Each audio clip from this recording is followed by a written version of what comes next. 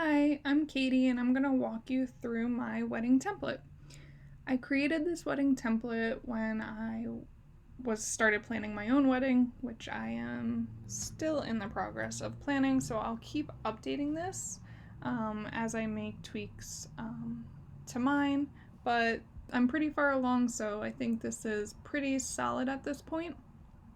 So I wanted to put it out there in the world to help anybody else that needed it. So when you buy my wedding template off Gumroad, you'll get an email with a PDF. In that PDF, there'll be a link. When you follow that link, you should land on this page. You'll see here, there's a couple blank spots. The empty databases just don't seem to show up in this view, but I do promise they will be there when you duplicate it over to your own space. So if you come up here to the top, you'll see this duplicate button. Click that. I'm gonna keep it open in my browser, but you can definitely feel free to open it in Notion if you have the app downloaded. And then you want to add it to your private Notion space. Once it's in that private Notion space, that is your Notion space. So you now have a copy of what that template looked like at the time when you made the duplicate. Once it's there, you're the only one that has access to it. So if you would like to give access to your fiance or anybody else that might be helping with your wedding planning, you can do that here. You can just click here and add their email addresses. You could technically publish it, and whoever just has that link will only have access. But for personal things, I try to keep it private. So if you scroll down here, the main reason that I even created this was to manage just all of the many tasks that come with planning a wedding. So this section is called upcoming tasks. This particular view only shows items that are either late, coming up, or high priority. Things that are medium and low priority won't show up here, as to not clutter your workspace and just kind of keep you focused on what's priority right now. So first we're going to just dive into the full task list. So this full task list I created primarily using this site that's linked here. In this site you'll see they actually broke it down by when you need to do these things. So from 12 months out all the way to the night before and the day of tasks. So I took the tasks from this site and I plugged them into this database. And then I added a field called recommended time frame, and that's the recommendation for when that task should be completed. Now, that you don't have to stick to that. That's just the general guideline, but obviously do whatever works for you. Now, a lot of these you're probably not going to be able to add a due date to until you have booked your venue. Because then once you book the venue, then you really for sure know your date. Once you have your date, then you can go through and start actually adding the due date to all of these. But in the short term, when you're just kind of focused on these initial things that you have to do, you can really just put due dates that make sense to you for you at the time. So for this one, I just put a random date in there just to make sure that it showed up on the other page. But as you change the due date, you'll see that the priority will change too. So this priority field is a formula field. So it's based on the due date. So it looks at if the due date has already passed, then it marks it as late. If the due date is within the next 14 days, it marks it as coming up. If the due date is between 2 weeks out and 2 months out, then it'll mark it as high priority. And then anything between 2 months and 4 months gets marked as medium, and anything over 4 months gets marked as low. I've tweaked that formula as I have been going through my wedding planning process just to really narrow it down. I found it most helpful to know things that are 2 months out on this dashboard view. I found it helpful to know anything that's late, but anything up to 2 months out, I found useful to know because some things take time, whether it be just the amount of people that you need to coordinate with or communicate to, or just going back and forth with vendors. Sometimes it can just take time because most of us aren't full-time wedding planners. We also have maybe we have a full-time job, maybe we have family that we were taking care of, just normal adulting life tasks that come up. So I realize most of us are trying to plan a wedding while managing the rest of our lives. So it can be a little bit overwhelming. So to make sure that you have enough time to do all of the things and kind of space it out, I found it helpful to know at least what's happening in the next 2 months so that I can start thinking about things, start planning on them, and start working them into my normal day-to-day to-do lists. So let me walk you through what populating one of these looks like. So once you know the due date, obviously you can populate that to whatever it may be. If you say you populate a due date, but then you realize, maybe I don't really know when that's due and I'm not ready to put a due date on it yet, you can clear it out. And then if this task relates to any other tasks, or you create a new task and you want to link it to an existing task, you can do that here. You can just search the task name and it'll come up, and then you can just click it and they'll now be linked together, and you can easily jump between them. If your task is related to any vendor, like you'll see with the pick venue is linked to the venue vendor. So you'll see how that looks later, but if you're on this view, you can easily jump over to the venue page as well. And then the other thing is the different statuses. So this is something that you can definitely customize to whatever works for you, but I wanted to walk you through the statuses that I had and how I'm using them. So not started is pretty self-explanatory. I haven't started on it yet. Delegated are things that I delegated to my fiance or a bridesmaid. Maybe your mom is helping you. Basically, it's still a task that needs to be done, but it's not my task. So I still want it on my radar. I still want to know where it's at, but I'm marking it as delegated to know that I don't need to focus on that right now. Brainstorming is something that I added as I was doing as I've been going through this process, because I needed something between not started and in progress. Things that I was starting to think about, what colors do I want in the wedding? What style dresses do I maybe want?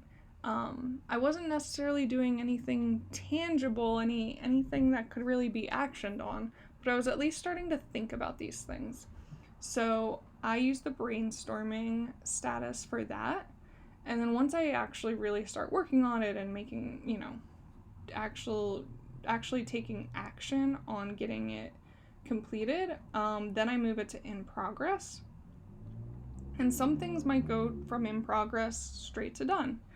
But there's things like picking a venue, picking a suit, picking the dress, things like that, where you might make a decision on what you want to do, but there's still something, whether it's communicating out to people or paying for it or whatever that task is, between selecting what you want and actually completing, being able to say that is completely done. That's what I use the selected status for. So I know I've made my decision, but there's still something that I have left to do. So those are the statuses. You can add to them. So if there's anything here if this list, I should say, isn't sufficient, then you can definitely add any new statuses that you want. You can change the colors here. And then you can also, you know, if there's any statuses there that you don't want, you can delete them. Anything that's existing, you can also edit it. You can change the colors of them as well. So really feel free to make it your own and make sure that these statuses and everything work for you and your workflow for planning your wedding. So that's the wedding task list, and I already kind of explained how those items then will pull into this upcoming task list. This view is just very helpful, in my opinion, just to see exactly what you need to focus on. And when things drop off from here, it feels very, very good to watch that dwindle. Because it will slowly repopulate too as due dates approach. So it's nice when it starts to shrink. Next, I want to walk you through the rest of the page. So the template instructions and image references, pretty self-explanatory. The written instructions are in there. So this video is for people that prefer the visualization of a video to walk through. Maybe you're new to Notion, so this walkthrough might be extra helpful. The template instructions are just a written version of what I'm presenting here.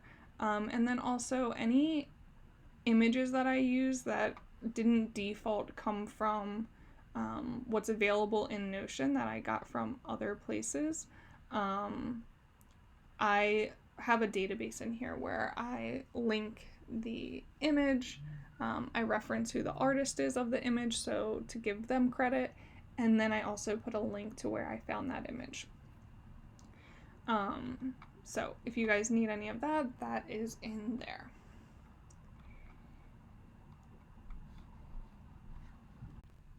So next we're going to look at the quick link section. So the first thing in the quick link section is the wedding map.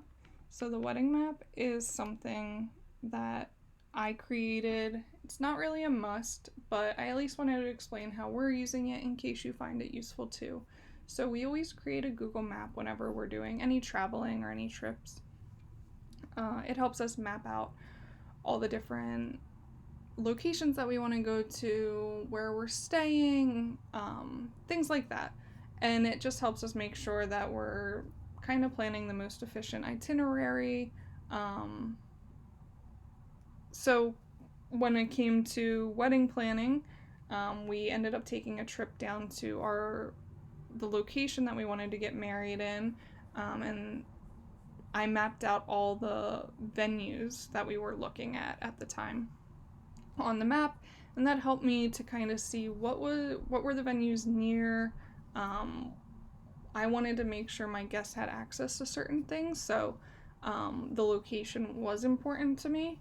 And then once we picked our venue, I cleared out all the venues that we didn't select, and I've just been using the map to kind of map out where everything's located. When we were looking at rehearsal dinners, where were the rehearsal dinner options compared to the venue, and where people were going to be staying, as well as if maybe your ceremony and reception are going to be in two different places. Just this way it might be helpful to look at it in a map view to kind of map out what do you want that commute to look like and things like that. So a map can be helpful for those reasons. If you do end up creating a Google map, you can link it here. You can just highlight it, click link, and then you'll be able to put that link right in there. And then once you're done, you can delete this text because you don't need it anymore, and then you'll just be able to quickly jump over to your map. The next thing in the quick link section is the wedding spreadsheet that I created. So Notion's super powerful tool, but there's just some things that I personally like to do in a spreadsheet.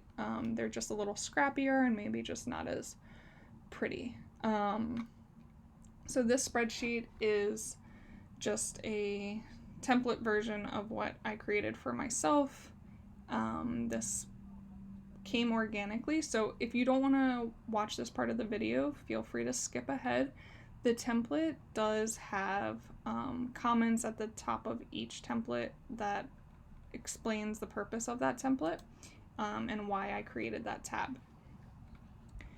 So if you want a copy of this, just go up to File, make a copy, and then that'll put a copy of it into your personal Google Drive.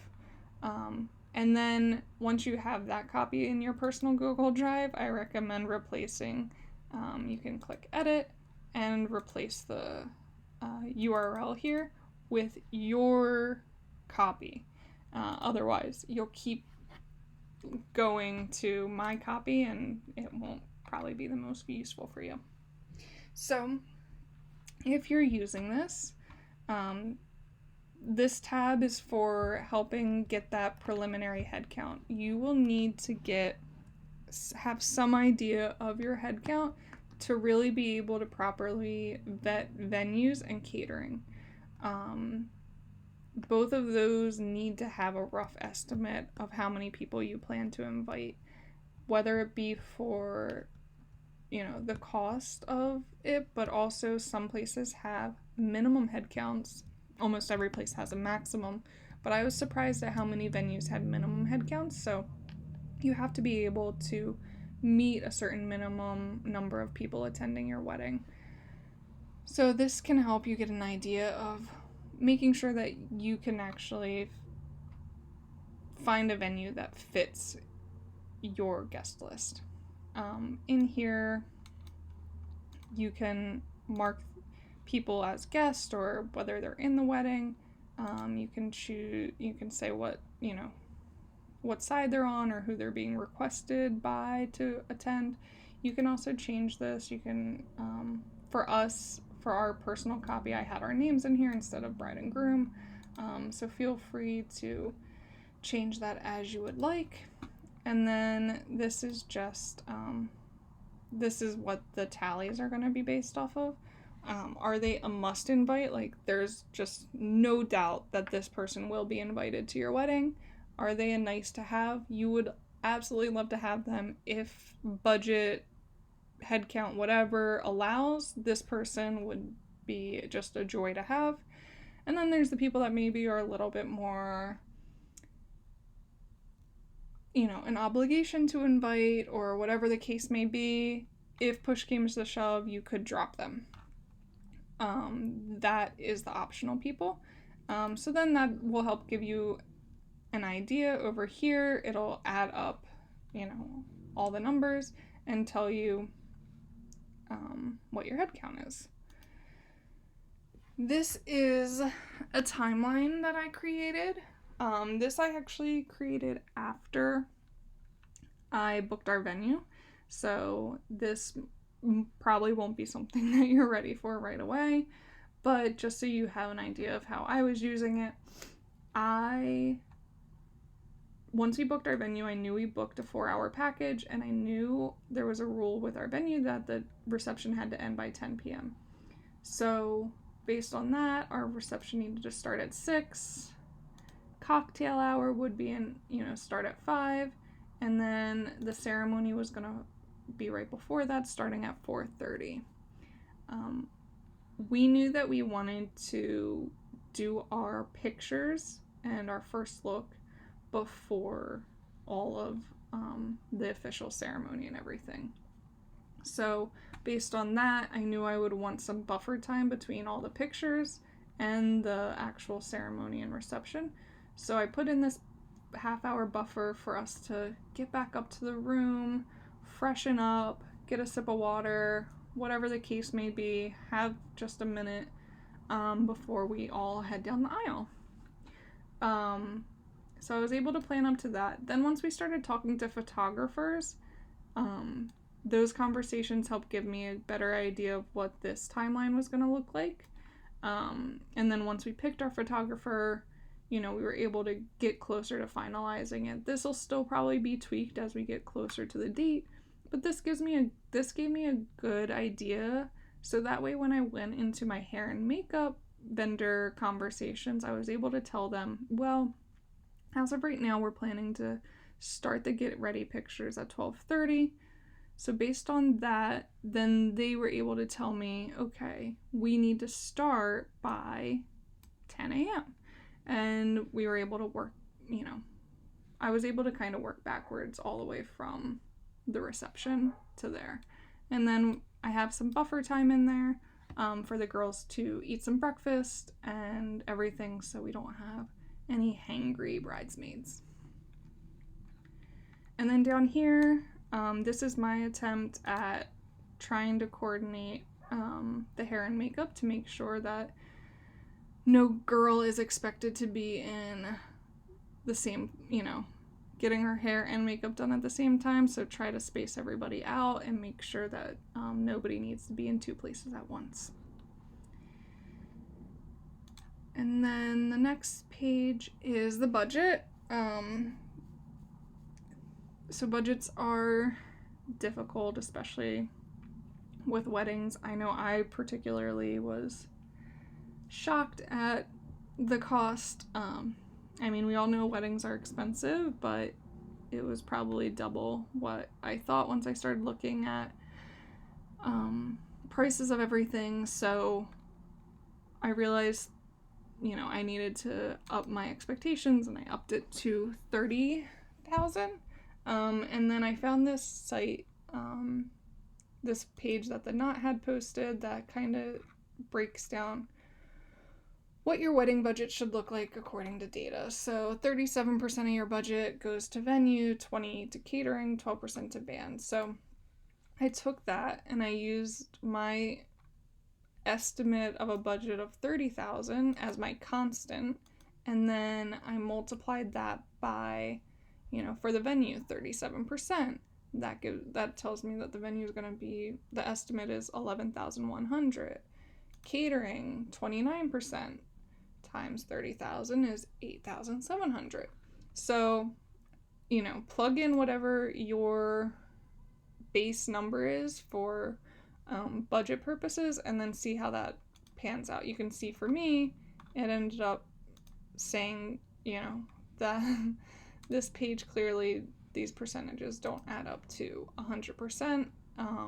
So it ends up being much more than 30,000. It ended up being 48,500 as my estimate, which was quite shocking. So I found another page of how to plan your dream wedding in under 30,000. This one has a bit more like hard numbers instead of percentages. So I plugged those in this column so you can see there. And then I went through and kind of did our estimates. So having a videographer was not the most important to us. So I immediately cut that just to try to save some money here and there. And then I just went through and, change the numbers to what my guesstimates were going to be for us. And then once we actually started booking things, I ended up adding this column because I wanted to see how our actuals were comparing to our estimates. And then down here, this will show the difference between our estimates and the actuals. And you can kind of see how on point or far off you were. This tab might not be the most elaborate for you guys, or it might not be of interest, but if anybody has a similar mindset and wants to play around with these, I figured I'd leave it here. Venue research is the next one. So for comparing all the venues that we wanted to go see, I plugged all of them in to this spreadsheet so that I could compare them point by point. Any areas that I didn't have the information for, I highlighted those and I used that as part of my questions when we went on the tour. So say somebody didn't mention the parking situation in any of the packages. Then when we were there, I asked them what the parking situation was. Was there on-site parking? Did people need to do street parking? Was there valet? Etc. And then after each visit, I would go back in, populate this spreadsheet, and then it just helped me to narrow it down. We ended up loving the first venue that we looked at and the last venue that we looked at. And so we love them both so much, we were having a hard time deciding. So that's where this tab ended up coming into play. This tab was us doing a side-by-side comparison of the two venues. So, what are their estimated cost?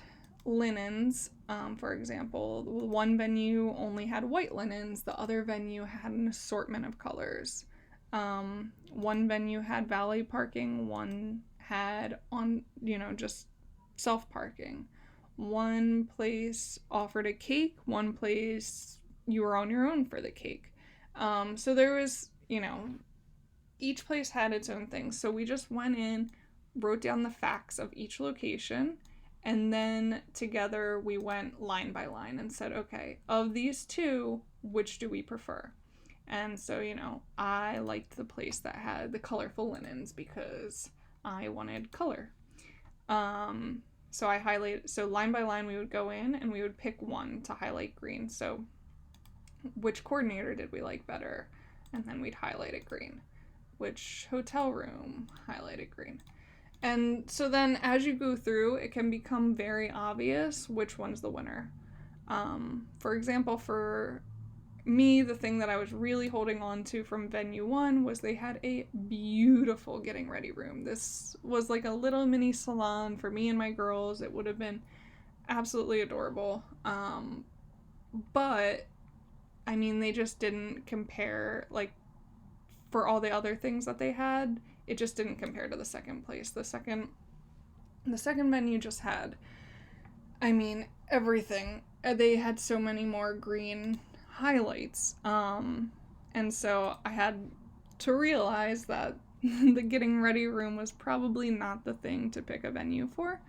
Had to let it go and go with the venue that really made the most sense and had everything else that we wanted. It just didn't have that one room, which is not the primary room of the event. So it can be easy to get hung up on those little wow factors. But when you do the side-by-side, it can really help to put everything into perspective. And then there's also a photographer comparison page here that we used to compare. So a lot of the photographer, there's the core things that you're going to be looking for: cost, what hours and stuff do they cover, do they just do the reception, are they willing to stay and do, getting ready photos, or maybe you want them to photograph a last dance at the end of the night. Things like that are things that you should talk to them about. Is it one photographer or two? Do you get digital copies? A lot of photographers offer an engagement session included in their package. Do you get edits as a part of the package? Are there any travel costs? And then these are kind of the less standard offerings. So some places offered a album of the photos. Some places had a photo booth in some of their packages. Some offered a custom wedding website. Some offered drone coverage. If you're doing an outdoor event, that might make more sense for you. And then others offered thank you cards or save the dates that are included. So it's really what's important to you, and these are some of the things that I came across. Feel free, add to this if you come across other things, remove things that don't matter to you. And you'll see some of the photographers have multiple columns under their name. That's because they probably had multiple packages. So I was not only comparing against photographers, but also comparing their packages too. So if, for example, I guess our photographer number 2 didn't have it, so if you need to add another column, you can just add, combine them. There you go. So that is the spreadsheet. Back to the rest of the quick links. So the bride tribe is a page that I created to really talk to my bridesmaids and my bridal party.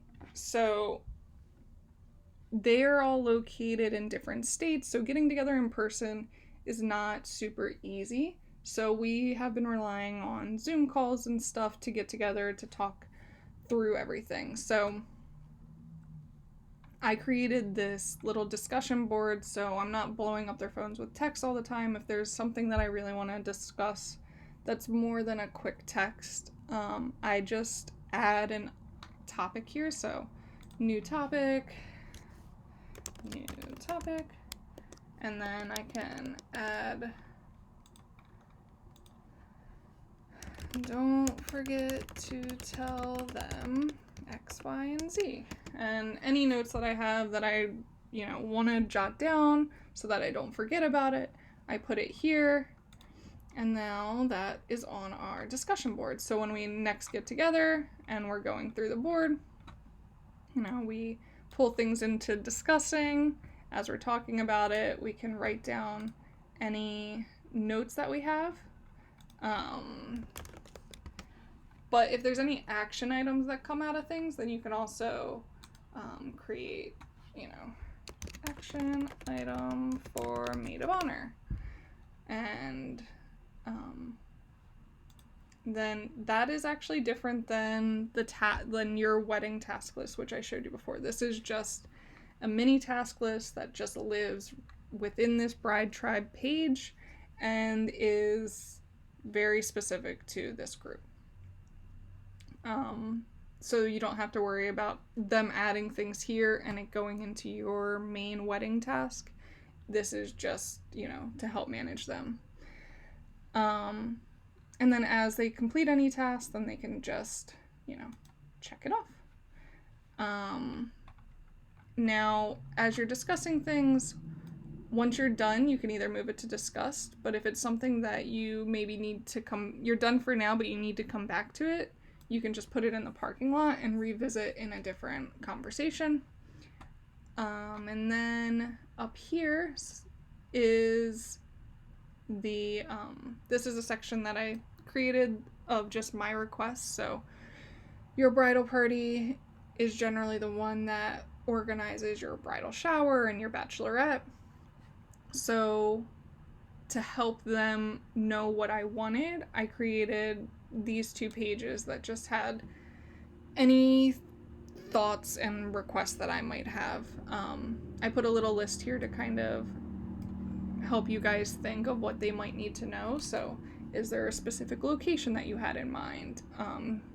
Or even a specific venue? Maybe you want it at a certain restaurant or hall or something. Or maybe you just know that you want it in a certain town or state. So just giving them an idea of the location, any month, day, or specific date that you had in mind, maybe the day of the week that you want. Showers are generally tend to fall on Sundays, but maybe you want a Saturday shower. Things like that. Do you want a theme? And then of course the girls are going to end up needing a guest list for you for the shower, so be sure to start getting that ready for them. And then one question that I got asked that I was not expecting, but I threw in here for you guys is, do you want the invites for the shower to match the wedding invites?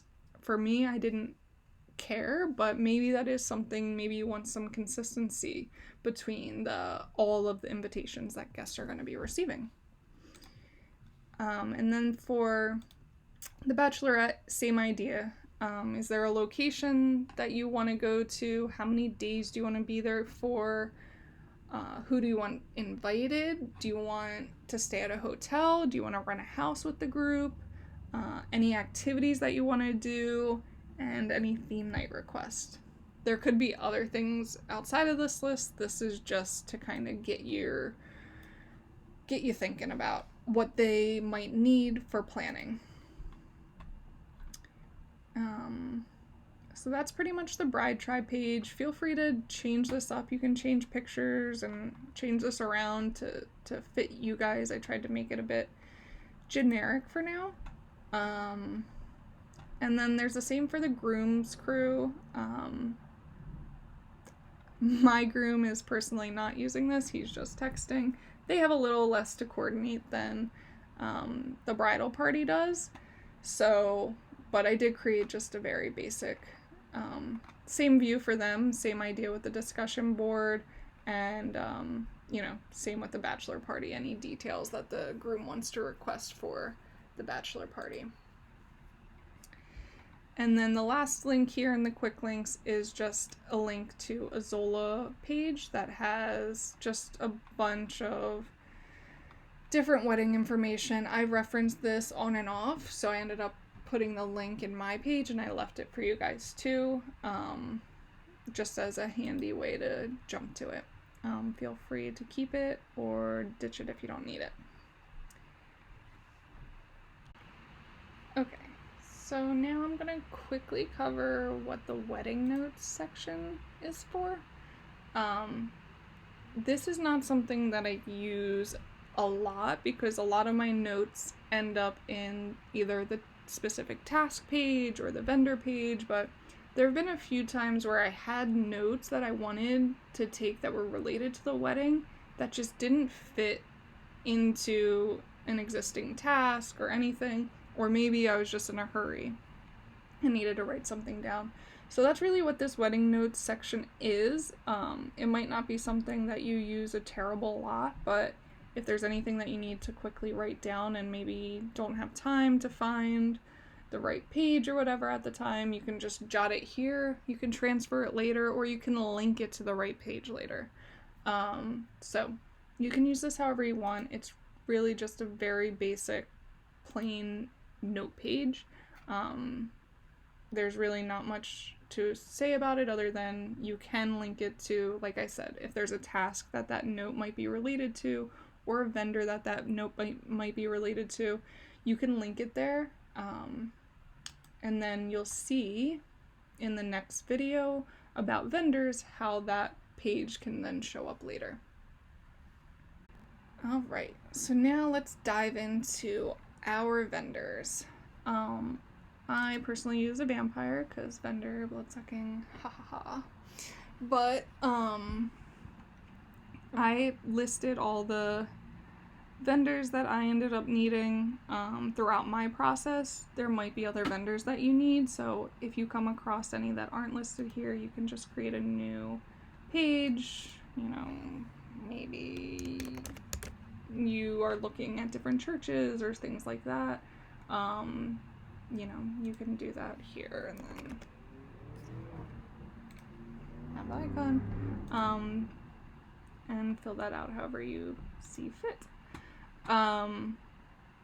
Of the ones that I used, you can dive in. I would say venue is a big one that took a lot of research, so let's dig into that one first. So in here, you can see that I just clicked on what it said vendor type. That opens up a template that I created for all the vendors. You can feel free to tweak that template as well. I'll show you how to do that. But this is the template that I created, so you can easily use these buttons to create any new tasks, and it'll automatically relate it to this, to your venue. So as you're looking at venues, you're going to, you can use this button and put, venue option 1. And that'll go down into sorry, let me make this page a full page, and then you'll be able to see, yes, this database. So as you add vendors, venue option 2,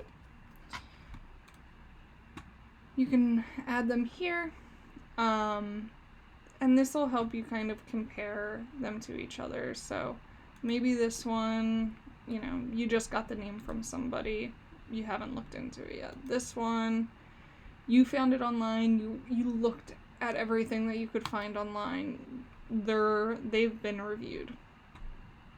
You can add, you know, a link to their wedding website, or sorry, to their venue site. If there's, you know, once you have an estimate from them, typically that'll come once they send you package information.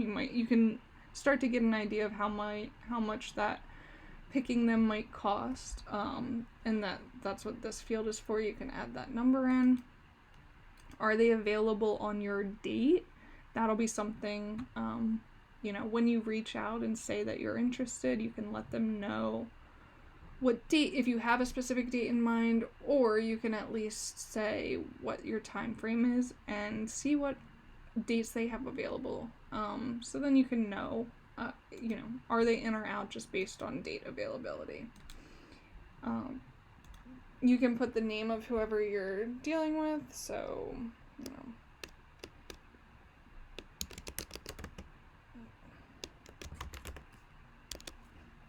that contact at venue 1 might be Sarah, and, you know, maybe catering, tables, chairs, alcohol are all included, but this one, you know, only has catering included, and it's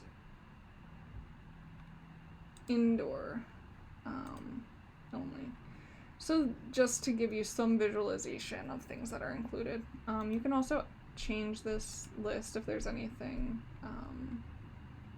you know, you come across other things that you want to keep track of. You can also remove any of these or tweak them to however you see fit. So now you're going through the process. These are the ones that you're comparing against. Maybe you go over to that wedding template and you're, you know, comparing them here too. I'll show you the statuses here real quick. So the statuses for this are not started and reviewed online. I put reviewed online as not really in progress because just doing a preliminary search online, you haven't started really engaging with the venue yet. Then once you reach out to them and you start requesting information from them, that's when I started the in progress statuses. So, you know, you requested package information, you know, maybe they sent it back and now you're reviewing it. Once you decide, if maybe you decide that you want to schedule a tour with them, or if it's not, or maybe it's you know, this is the same database that you'll use for all the different vendors, so that's why it's a little mixed languages here, like schedule a tour or an interview. So maybe some places you might go see in person, others you might just do a Zoom call or something to interview the person that you might be hiring. So schedule something with them. This means that you need to schedule it. This blue one is you did schedule it, and then this, you know, you can mark them as a final candidate, like maybe you're doing that side-by-side comparison like I showed you before. You haven't officially decided on who you're going with, but you can at least narrow it down to who are the finalists. And then, you know, maybe you find out that the place is already booked, so you can mark them as already booked. Maybe at some, you know, at any point in this process you might decide to pass. It's not where you want to get married. You can pass, and then once you've selected one, you can mark it as selected. Whoever you mark as selected, you would then come to the, you know, the vendor page for that, and you can put their name in here. So I'm going to, those got accidentally added. So this will be blank. You'll come in and you'll say, all right, I decided to go with venue 1. So venue 1 is now my venue, and you'll see if it has this little magnifying glass next to it, that means it's pulling in information from the other card. So in this case, it's the venue card. So because we had put in that the contact there was Sarah Smith, that now shows up here. So you can see that you chose venue option 1, Sarah Smith. If you populated their website in there, that'll show up here too. And then you'll see down here, you can create tasks related to this venue. You can create, this is, as you're vetting venues, you can add them here. And then any notes that you have, like I showed you before, in the other video, there's the notes database. Any notes related to the venue that you want to keep, you can just create a new note, and those will show up down here in the vendor notes section. And then here in the middle that I just scrolled by is all the tasks. So from that original wedding task database that we looked at together, any task that is linked to the venue will show up here. And the same as with every other vendor type, you'll see they all link back to, have a link to their tasks, and you can see which ones for each vendor. So if at any point you're like, this is great, but what do I have left to do for the hairstylist specifically? Oh, okay, this is what I have to do. And the same for any of the vendors. So that is the basics there. The only other thing that I did want to mention as far as the vendors is, the template. So if you want to change that template that I just showed you, you can come in here, you click this little down arrow, come up here, go to this ...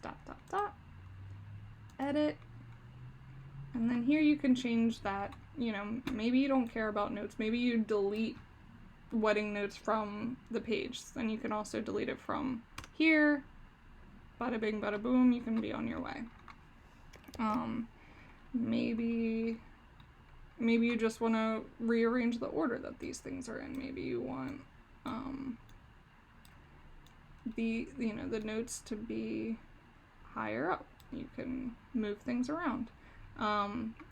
Feel free to tweak this however you want. This I may have been the original creator, but you should make it your own. Make sure that it works for you. You can also move this instructions down to the bottom, make it a little prettier. Yeah, that is the vendor section. Alright, and last but not least is the wedding party section.